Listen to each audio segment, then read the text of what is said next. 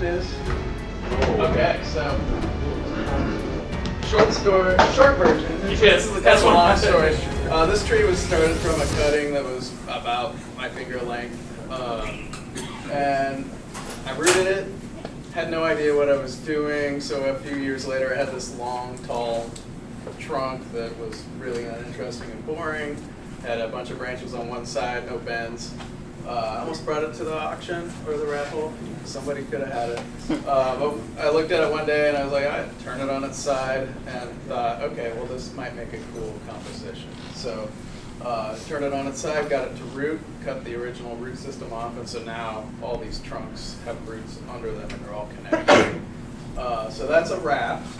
That was started in 2005, so... about 15 years old? Yeah. It's about 20 years old now.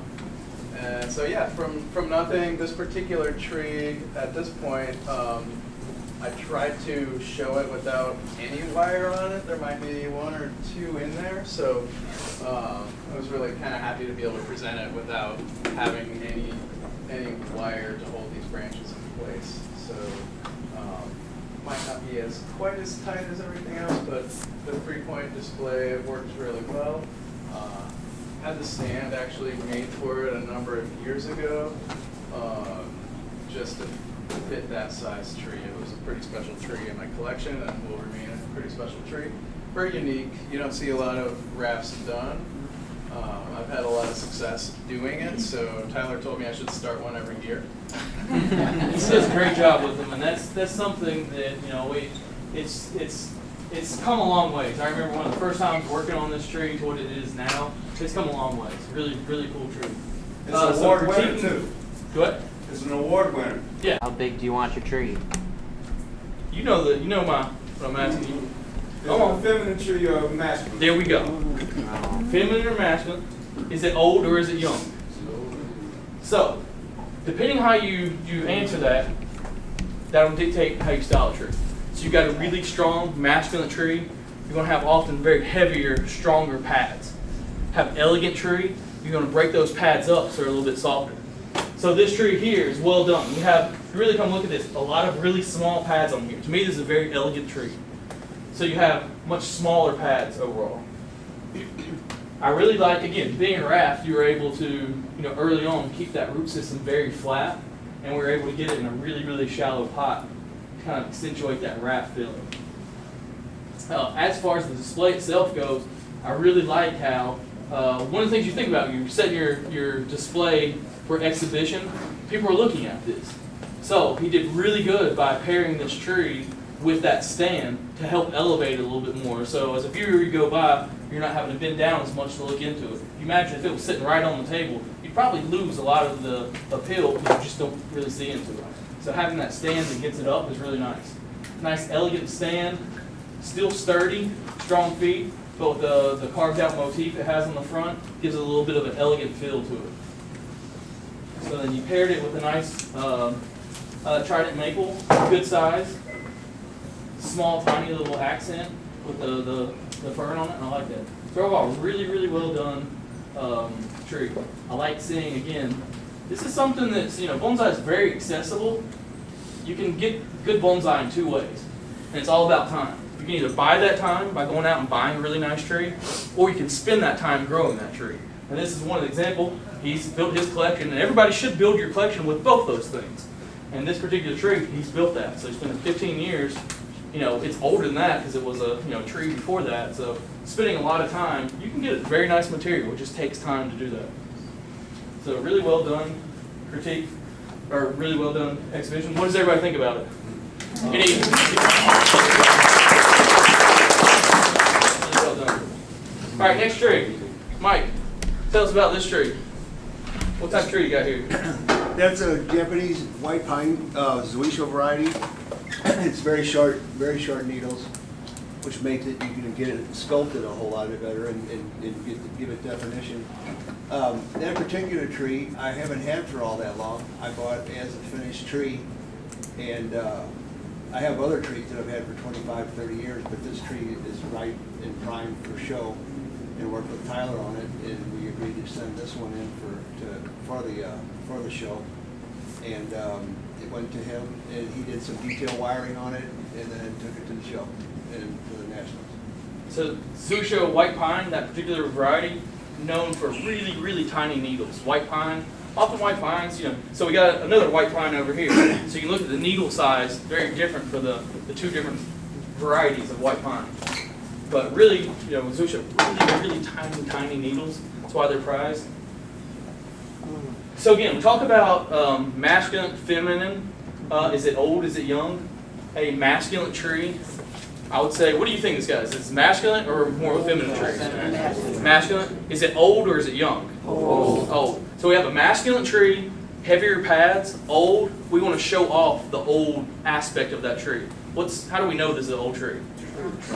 That trunk, really, really old bark on it. So we're styling, I position the foliage, the canopy, to really show off that trunk. Show it off at the base, and as we head up toward the top, just be able to peek in there a little bit and show off those little portions of the trunk, really old. So old tree, show off the interesting old features. You got a young tree, we often want to create some age into it. Often with junipers, we're creating deadwood, we're creating shari. Deciduous trees, it's really hard to fake old in a deciduous tree. Really, it's just time, getting an old trunk. So deciduous is much more difficult. But with conifers, we can often kind of do some things. But really, really old tree, in general, more of a masculine tree. So the pads overall, a little bit more heavy, strong pads. I wouldn't want to break each one of these up as much, but small little break there, but overall really strong pads. It's a really good combination. White pine in general, I tend to feel like they're a little bit more of a feminine tree, but this trunk is really strong. So when we have stuff like that, use some of the other details, such as the pot, the stand, the kusamono, to kind of accentuate some of those maybe more, in this case, feminine features. So with this pot, we have the nice, cut corners in there, still a strong rectangular pot, a little bit of a stronger lip in it, stronger feet, but then with the cut in corners, the nice smooth sides, the little window motif we have in there, that kind of accentuates some of that more feminine aspects of the tree. So this tree Mike just bought at the show. I had him use one of my stands. It was very similar to this, but it had much more ornate legs on it. Same type of stand, just more ornate features. We were doing that just to give it a little bit more of that feminine feel to it. So a tree like this size, more of a larger, medium-sized tree, typically we'll just do the tree and a little accent.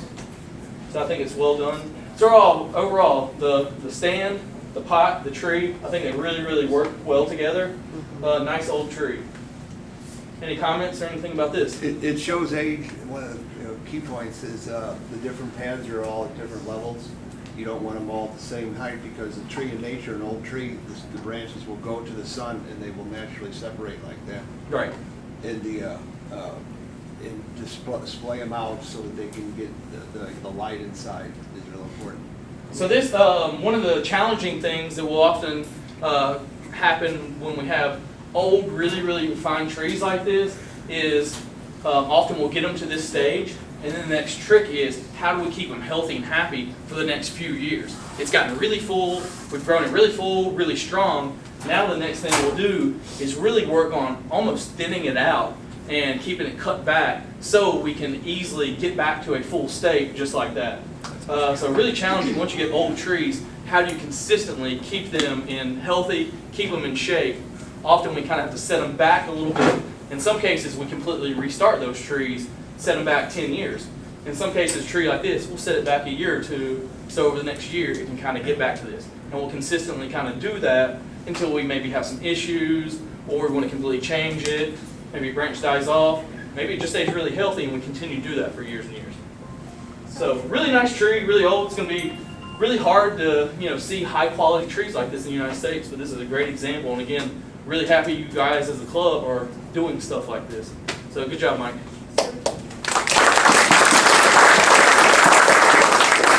All right, next display. Whose is this? Tyler? Yes. So Yes, you ma'am. said it's a masculine tree, but the stand and the pods are a little bit more feminine? Yes. So you can mix?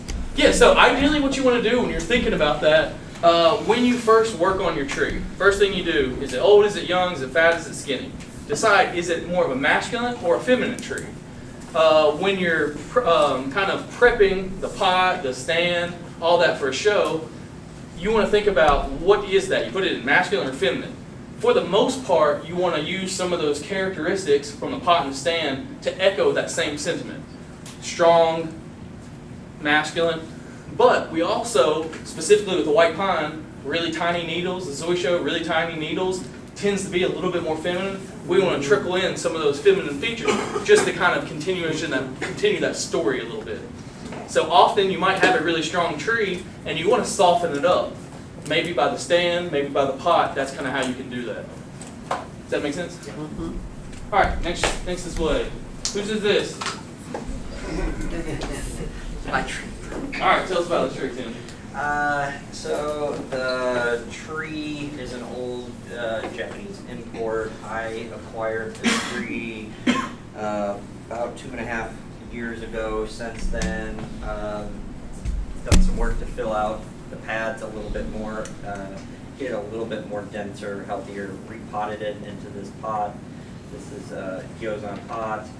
I like that with the tree. The stand is a Austin Heitzman stand that I commissioned for this tree, so I think it fits it really well. The second tree over here is Trident Forest. Had it for a couple of years. How's that? Because of the gentle slope. Okay. Yeah. What else? It's a white pine. Yeah. So absolutely, again, white pine, I tend to always say they're a little bit more feminine. But this tree, nice, subtle, the trunk does have some heft to it, but compared to this, not quite as much. So a little bit more, really nice steady taper from the base all the way to the top.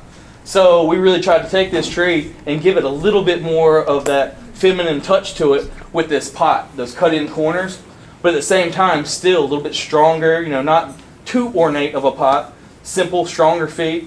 Same thing with the stand. We have a nice round stand, so it gives a little bit of an elegance, but simple feet, very sturdy feet.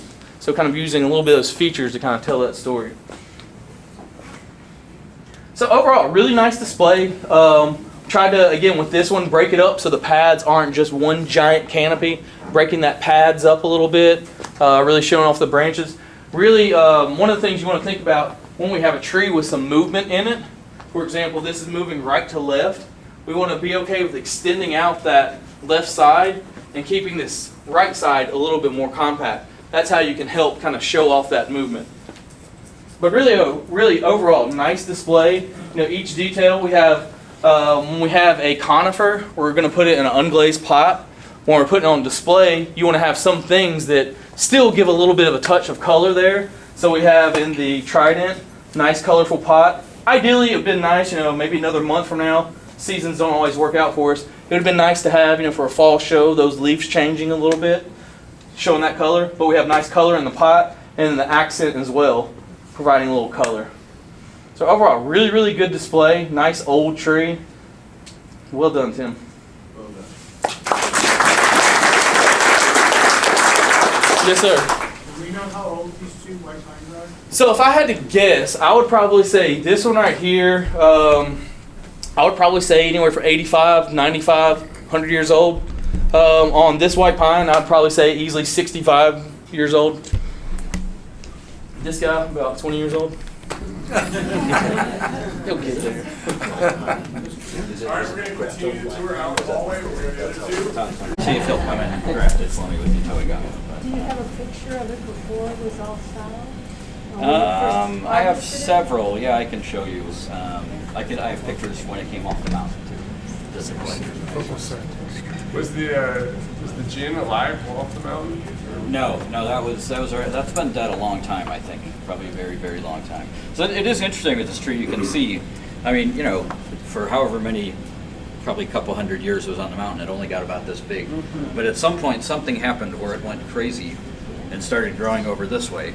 And then it decided, nah, I don't have the energy for that, and died all the way back again. So it is nice. And this is when we're building junipers that aren't off the mountain, we're trying to make them look something like this, where you can actually tell a story. something like this. But yeah, I'd love to know what happened that caused it to suddenly do that. Does it suffer in the, when you have the really wet spring? It didn't like that. Yeah. That is- No. I was starting to get a little worried actually. Like right about when I thought I need to cover this and not let water get in anymore, it was dropping, especially on this side. I lost a little bit of yellowing foliage dropped over there. So no, it didn't like that at all. But just when I was starting to get worried, it stopped raining. How old is it? How old? So the collectors think probably like 300 plus on it. Tyler might. Yeah, I'd probably. Yeah. And it's an award He grew winner. from seed too. Yeah, this was the Best conifer. This This won won best conifer this year at the Nationals. Yeah.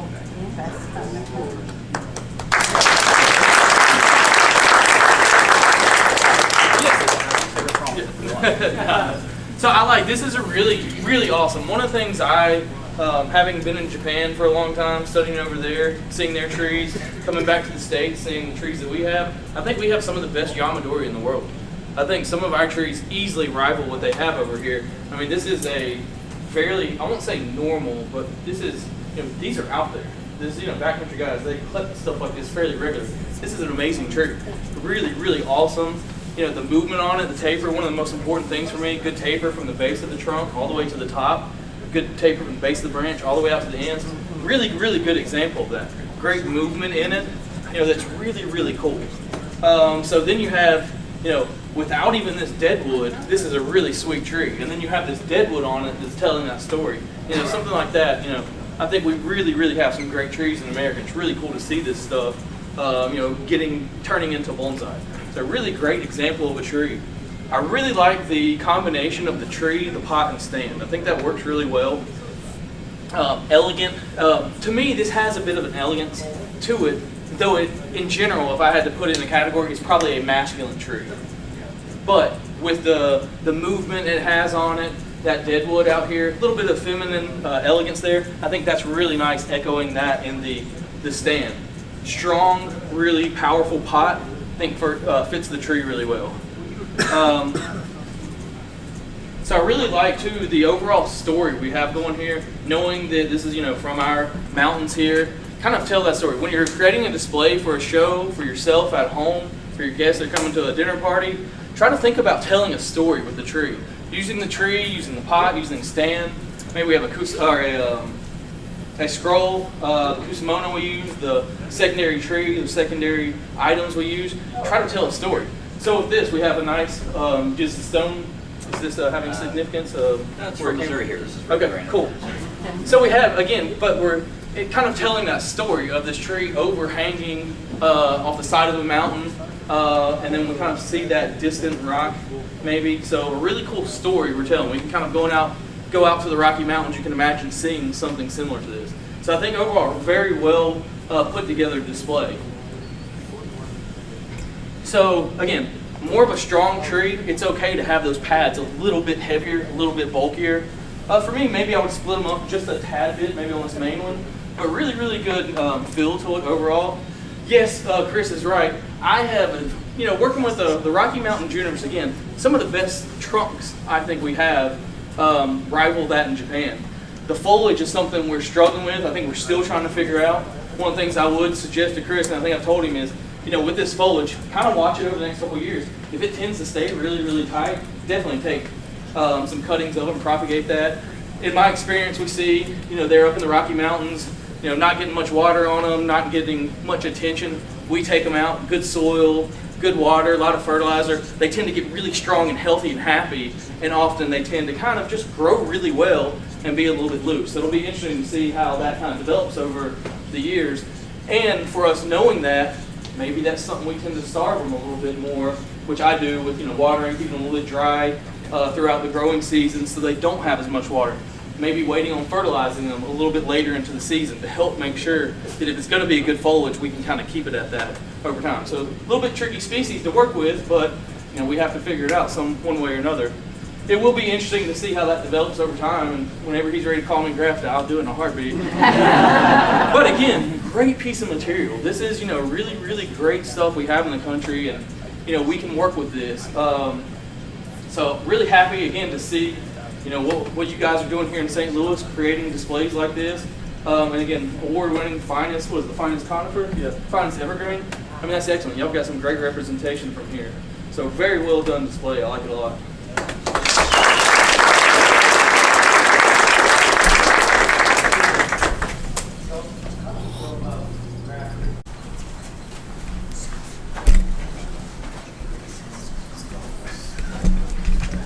Talk to us about this tree. All right, this is Boulevard Cypress. It had the most beautiful moss job on it, and then I left town for 2 weeks, and the squirrels were at it just like Chris's. Each of these trees were collected from various nurseries over the course of a number of years. This was inspired by a grove of trees that I saw at the Chicago Botanical Garden, a historic bonsai there, and I wanted it, and I was like, how am I going to get that? So I started buying Boulevard Cypress back in 2014 for this group. The 1, 2, 3, 4, 5 big trees in here were the final trees out of like, I don't know, 12 that I bought, that I put in. A couple of them had multi-trunks on it, so that added to the trunks, and then a lot of the smaller trees were cuttings I took off of the bigger trees and added later. So I put the composition together in 2016, and here you go, 9 years later. So yeah, I was really pretty pleased with how it worked, especially with some of these little guys in here, just to add some of that variation. This tree here, I think, is really key to kind of telling the story of some of the of how forests grow and some of the trees that you get inside it. The technique on Boulevard Cypress is something I've had to learn over the years on my own. It's a combination of pinching and cutting, and there are certain times of the year to do it. It's a pretty challenging species. It's hard to recommend it, but it's so beautiful with the blue foliage. I wouldn't recommend it, but I have about I just bought like 10 more trees. I'm putting another one together, so it's going to be even bigger than this. But yeah, I found this pot last year at the Pacific Expo. This was a now Tokatake pot. I was really pleased to find a pot this size. Once I was there, I realized I had no way to get it back home because of how big it was, and all I had was a carry-on. But a friend of mine up in Michigan was driving back from California, and so they were able to bring it along with the tree for Mike Perkins and everything else. And then I just kind of lucked into finding this stand. We're not sure who made that. So yeah, it works really well together. I don't know what else to say about it. Yeah, that's great. Yeah, I really like this. Is cool. Again, I really would agree with him 100%. I wouldn't recommend these. They're a difficult variety to work with, but he's done very well with it. Oftentimes people say, don't do this, don't do that. He did it. He did it very well. It's challenging, and it's very well executed. So one of the things I really like about this is the various sizes of each trunk in here. Really, really sells that story of a forest. Again, I always talk about when you're creating a display, you're telling a story to your viewer.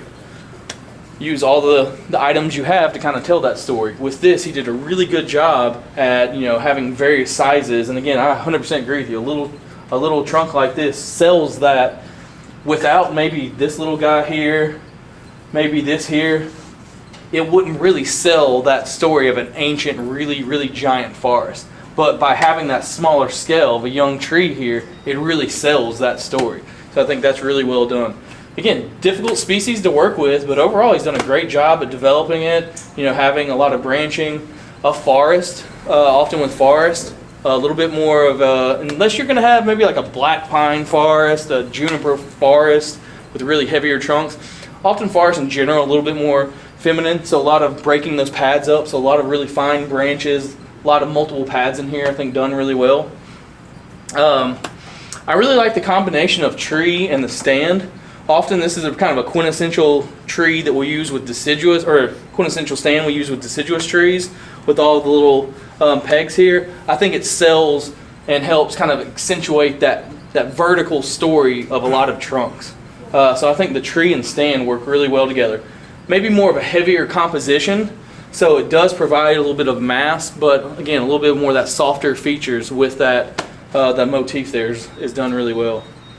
So again, telling a story, and I like, the cute little rabbits there. Just, I mean, kind of imagine you're just walking through the forest and coming upon, this little scene here. That's kind of the idea you should be doing when you're creating your displays. Have the viewers walk by and say, "Oh, I've been there. I've seen that." So I think you did really well with this. Another thing I'll say that becomes important as your tree ages, as it gets older and older. I'll say the same thing with Chris's tree. As we get our trees to a higher level, as they get older, as they get really refined, it's important to have all of those other things that go with it kind of echo that as well. So having an ancient pot, antique pot, once you start getting a tree that's really, really refined and old, is really important.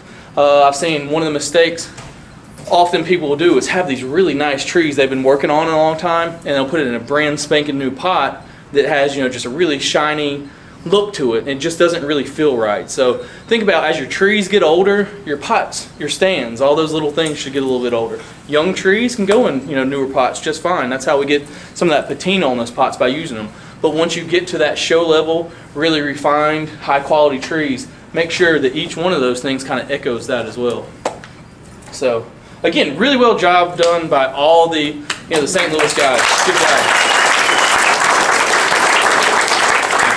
Next time it'll be all you guys' turn to do the same thing. So.